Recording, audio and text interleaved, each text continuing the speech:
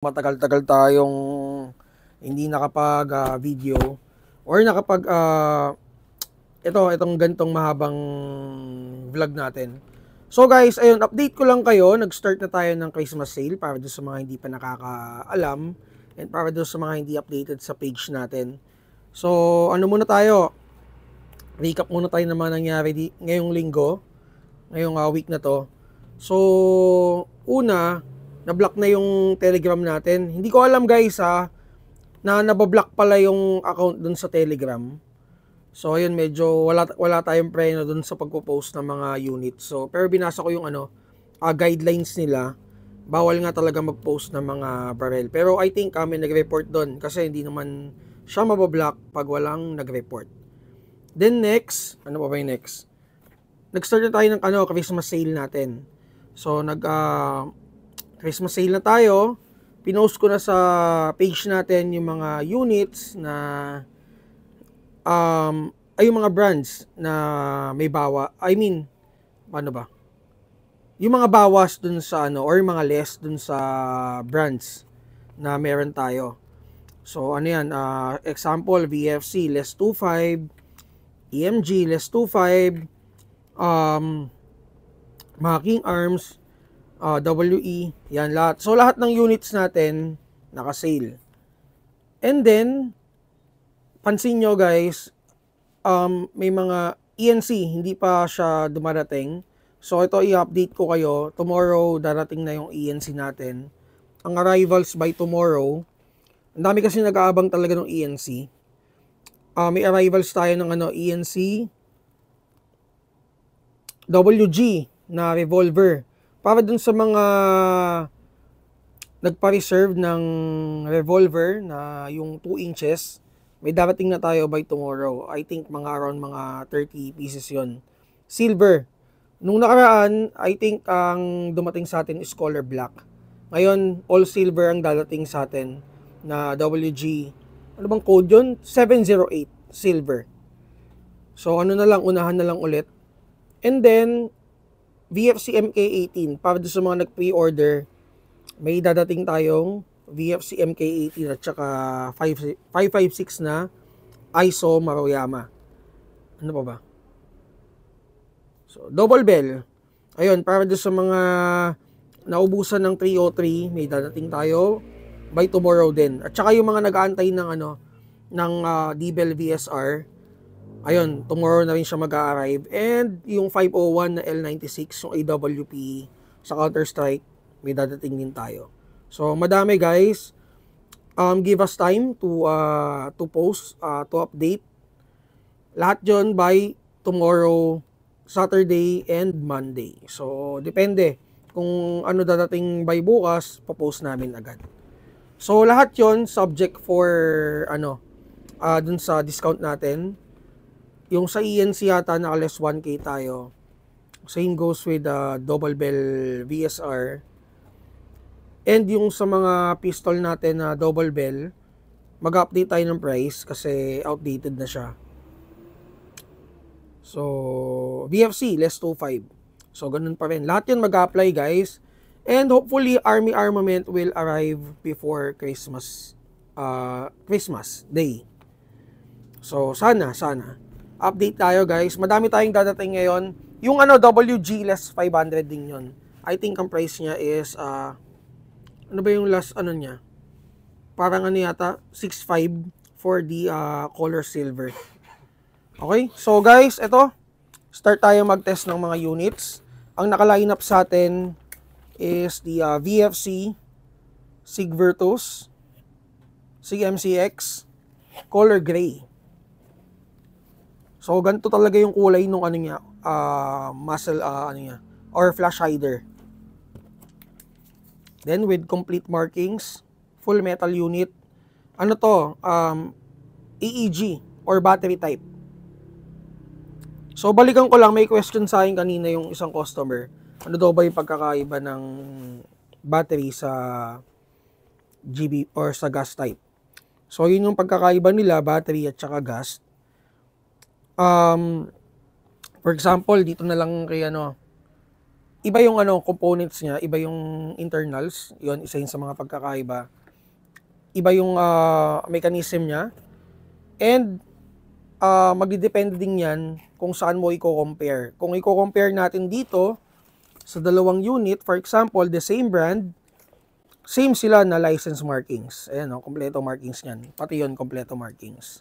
So, depende pa rin. Pero yun ang pagkakaiba nila, major pagkakaiba nila is the gas and battery. So, kung ano naman, kung anong mas magandang gamitin, parehas yun. So, depende yon sa preference nung gagamit.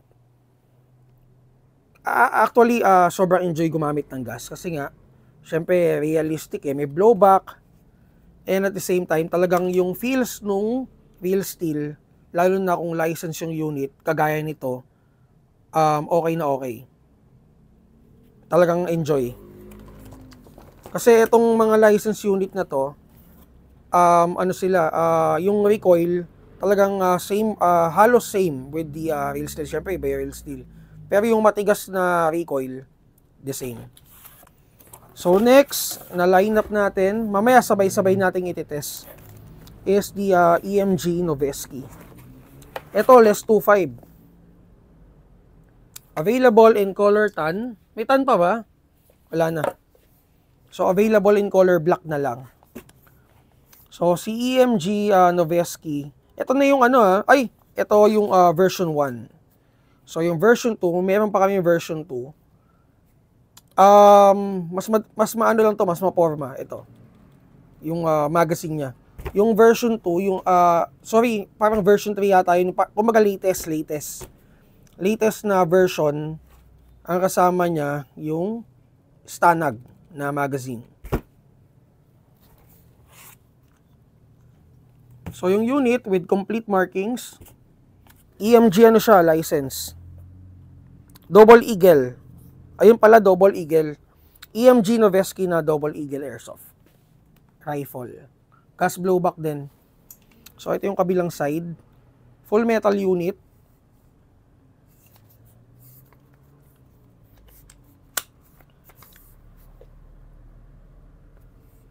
So, available in color black.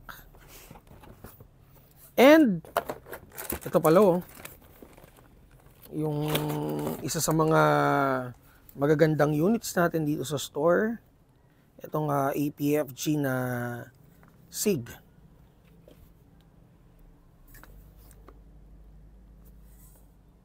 So, available only in color DE or dark earth. So, ito, full metal to guys Full metal yung mga na pakita kong unit. So, yung, ito wala lang siyang markings. Then, ambi yung selector. Meron na rin siyang points for sling attachment. Quick detach ang compatible sa kanya. And then, ambi yung magazine release. Dito pala, hindi ko nabanggit. Ayan. So, may markings din siya ng Noveski dito. Metal yung charging handle, Noveski din. May markings din dito. Tapos, may kasama na siyang sights. Ito. Front and rear sight. BB loader, may kasama. Adapter lang. And patch. And guys, yun pala, hindi ko nabanggit. So, kaya tayo hindi nakapag-video this past few days. Even the shorts, hindi tayo nakapag-shorts kasi sobrang busy talaga. Unahin muna namin ngayong December yung mga orders natin, yung mga i-out na units. Kasi hindi talaga kaya ng time namin na pagsabay-sabayin. Kaya yung last na shorts ko na upload, I think nung isang araw pa yata. Ito, VFC na BCM 14.5 with complete markings din. Less 2.5 tayo dito. Ano siya? Wala siyang NPAS, no? Itong mga pinakita ko kanina, ito battery to Itong dalawa, wala rin siyang NPAS. Complete markings. Naka-M-lock system yung front assembly with rail cover. Then naka BCM grip, BCM mode 2 na stock. Adjustable din to guys. Then metal charging handle. 'Di ba? Ganda ng mga license unit natin. Ang excited ako yung MK18 kasi medyo matagal na wala si MK18, yung VFC MK18.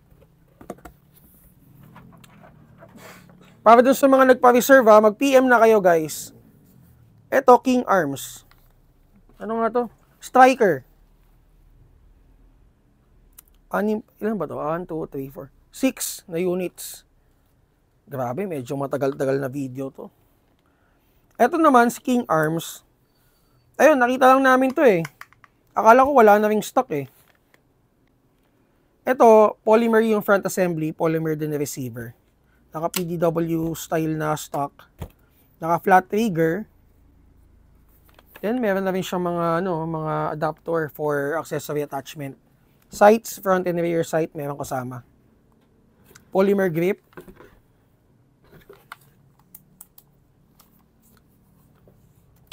Then, ang laki nung ano nga, magazine release. Then, yung huli. Sige, mamaya na yun. Maxim Defense, guys. MD9. So, mamaya papakita ko sa inyo yun right after natin i-test yung mga unit natin. So, mag-iisa-isa tayo ng mga units natin sa taas. Para makita nyo, tsaka para makapamili kayo. By tomorrow, for sure, wala tayong video. Kasi, yun nga, dadating yung ENC and kailangan namin siyang maipost agad. Para makapili agad kayo, guys. So, test natin to. VFC na SIG. Di battery to, guys. Meron na bang battery? Wala pa. Ito pala. So, lahat ng SIG na pansin nyo, di ba? Kahit yung mga EN7, di ba? Nandito sa harap talaga yung battery. So, hindi ko alam kung bakit nila hindi magawan ng paraan na nasa loob or concealed yung battery.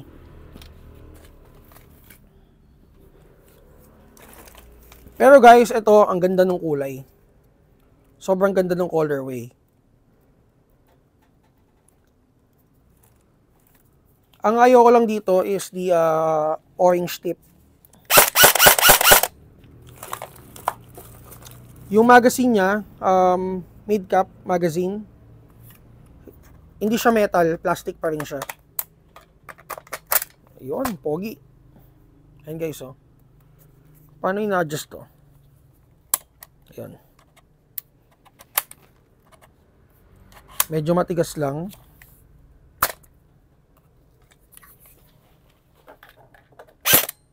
Ayun, 424 FPS out of the box. Sige, check mo na lang dyan kung ilang FPS yan. Auto. Lobat yung battery namin hindi yung unit yung lobat So FPS out of the box is around 420. Price 34K. Less 25. So, yung mga ganitong units talaga, like yung mga gawa talaga ng VFC, medyo pricey, pero worth it. Nakita nyo naman yung texture nung pagkakagawa, di ba? Kumbaga, wala kayong makikitang imperfection. Talagang solid talaga. Pati kulay, guys. Kasi kung i-compare mo siya sa hindi licensed na unit, talagang iba. Iba talaga gumawa si VFC. Yan, VFC, GHK. Kung naghahanap kayo ng realistic na unit, go kayo with the licensed units. Talagang hindi kayo magsisisi. Medyo pricey, oo. Pero worth it. Worth it isabit dun sa mga walls nyo. Lalo na kung nagko-collect kayo, sobrang worth it ng VFC GHK. So may kasama siyang BB loader. And then, ito. So, Airsoft Safety Guide. Then, yung magazine. So, hindi natin na-unload yung bala dito. May natitirang bala. So, kami nang bahala mamaya.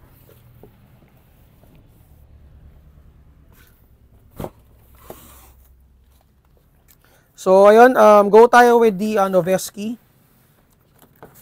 Ito siya. Isa rin to sa mga gusto kong GBBR kasi sobrang smooth niya. Sobrang smooth ng blowback niya. May ano na, gas na.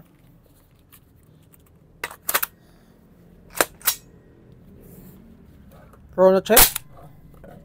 392. 403. Ayan guys, so tingnan nyo guys. Sobrang solid ng blowback nito. Okay. Semi pala yun. Ayan, so nag-lock na. Tsaka sa pormahan, sobrang ganda.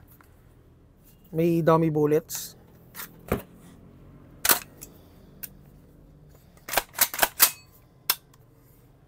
So EMG Noveski, ang price is 24K less 2.5. So 21.5 na lang siya. Laki ng discount. Then kasama sa box, cleaning rod, itong license card niya. Then yung manual, mga parts, yung list ng parts, patch, and adapter. Yung BB loader na gagamitin nyo, pang reload ng magazine. And yung sights. Ayan. So, kompleto. Teka nga, i-ano natin to, i-test ko nga to.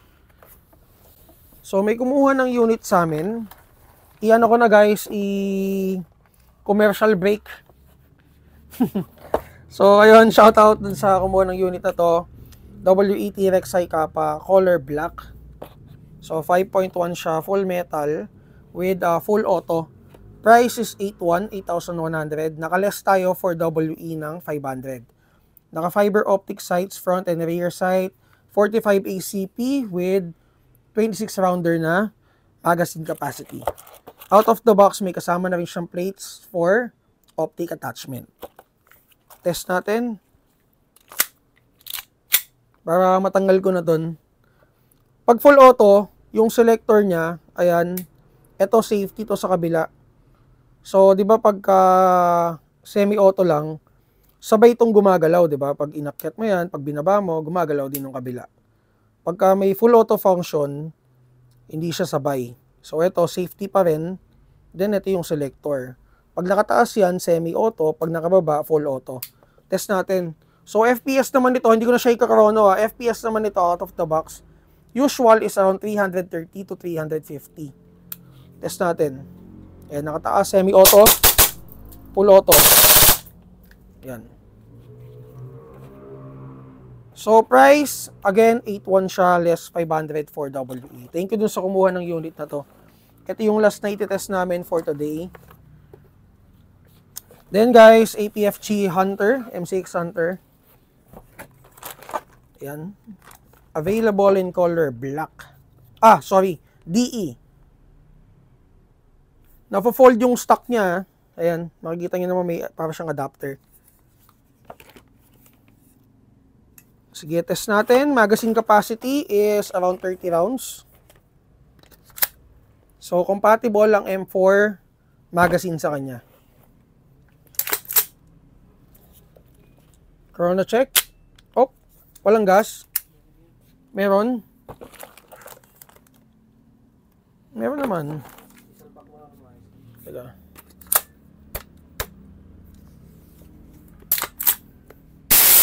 Opya. So, defect. Check natin ulit mamaya. So, madami naman tayong stock nito. So, muna tayo sa ibang unit. Pag ganitong defect, guys, pag talagang defect talaga, balik talaga sa supplier. So, next is the BCM unit. Ano nga ulit to? BCM 14.5. Ito yung pinakamahabang meron tayo for the BCM M4. So, kompleto din markings niyan. Ito nga ayoko dito eh. Yung stock sobrang wag na. So, magazine capacity is version 3 to version 3. So, magazine capacity is 30 rounds. Then, complete markings. So, available tayo with the shorter version, which is the 8.5. Ayan. Nakikita ba? So, ayan yung 8.5.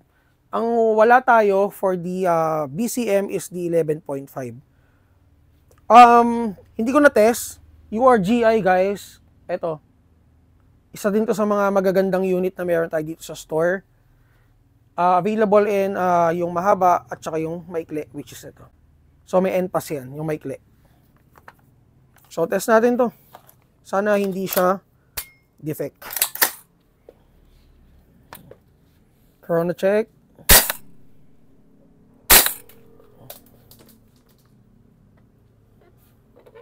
Ito medyo matigas-tigas yung blowback. 420. 427. So guys, ayun, banggitin ko lang din, may kumuha nitong unit na to, I think isang araw. So ang FPS niya lumalabas is around 390. So ang isa sa mga nakaka-apekto dun sa output na FPS ng mga gas blowback is the room temperature. So dito kasi sa store medyo malamig. So pagka yan close na close yung pati yung pinto dun sa likod. So yung lamig is nandito lang talaga. Kaya medyo mababa yung ibang units namin pag tinest natin dahil dun sa room temperature din. Kaya pansin nyo, di ba, pag mainit talaga, galit na galit yung mga GBBR units natin. So, ayun. Ito, test natin. Kasi kahapon, parang meron yatang customer na sabi bakit daw ang baba ng FPS, di ba? And then, isa rin yun. Isa rin na, teka, naguluhan tuloy ako. Pangalawa, meron ding mga units na gifted talaga guys. Yung hindi natin ma-explain kung bakit ang taas ng FPS. Meron kami yan sa G34 nung nakaraan. Ang taas na sa 411 yata, 420. Pero usual FPS niya naman nasa 370. So, depende. Hindi talaga sobrang the same output. Siguro may range lang siya. For example, sabihin natin URGA natin nasa yung mahaba nasa around mga 390 to 400 or 390 to 410. Hindi naman nagkakalayo. Pero may mga unit talagang gifted. Auto. Yan. So BCM 14.5. Check nyo na lang to sa Google Drive natin. Nakalimutan ko na yung price. And then punta tayo dito sa Striker King Arms. Ito medyo matagal din ako hindi nakapag-test nito. May kasama na pala siyang grip. Tapos yung grip niya with slot na for pressure switch. So dyan ilalagay if ever maglalagay kayo ng flashlight laser. Battery compartment. Medyo namaos ako. Kakasalita. Then dami na kasi nagtatanong sa akin, bakit daw hindi daw kami nag-upload ngayon? Alam niyo naman guys, nasanay na yung majority sa inyo or sa mga audience namin na nag-upload kami lagi, even kahit yung mga shorts lang. Kaya lang hindi na talaga kaya ng oras. Sobrang pagod. Ilang araw na rin ako pumapasok ng around mga maagang maaga. Para lang, mahabol natin yung mga orders. Kasi, syempre, hindi lahat makakaintindi na, ayun nga, yung volume ng orders, sobrang dami. Okay, so test natin to. Ay, mataas din.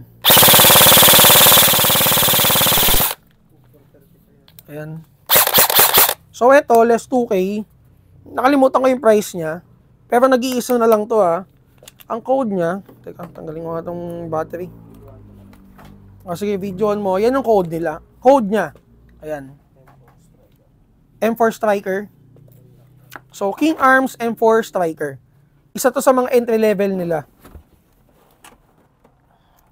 Ito, paborito ko to. MD9. So, this one is the Maxim Defense na MD9 by VFC. So, yung magazine niya, guys, ito. Long magazine. Kung naghahanap kayo ng unit na pang CQB, ito yun. Pogi. Alam ko na video na namin to, nung dumating to. Lang natin, I-video lang natin ulit. Ayan. Napaka-pogi. So, may marking siya na MD9. Ano siya? Polymer. Polymer yung top cover. Yung top receiver. May nalaglag. Yung top receiver, yung front assembly. Hindi. Metal to, guys. Ito, polymer to. Receiver. Yung front assembly, polymer. Sorry, front assembly, nagulo na tuloy ako. Front assembly is metal, receiver is polymer. Then may hand stop na rin siya. Then parang siya, loudiner or blaster, parang ganun. Naka PDW stock. Fully adjustable. 3 position adjustment. Then may markings din siya dito. Yung grip niya polymer. So yung magazine, Ambi, yung magazine release niya. So, test natin. Meron siyang 50 rounder na capacity na magazine. Teka nga. Baka mamaya malaglag.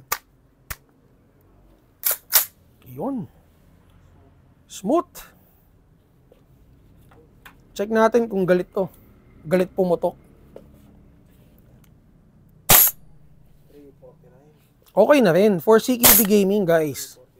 Auto. Ito medyo madami-dami itong uubusin natin. Auto. Kaso lang kinulang sa gas. Kaya. Gasan natin. Okay.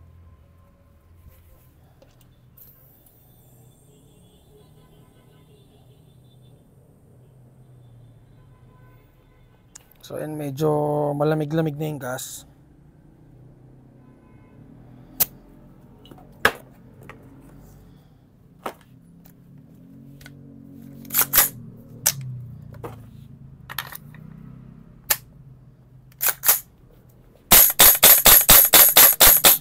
Yun.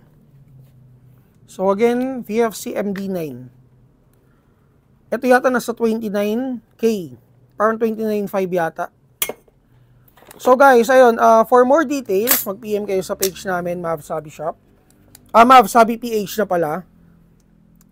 And gagawa ko ng panibagong panibagong Viber. Telegram.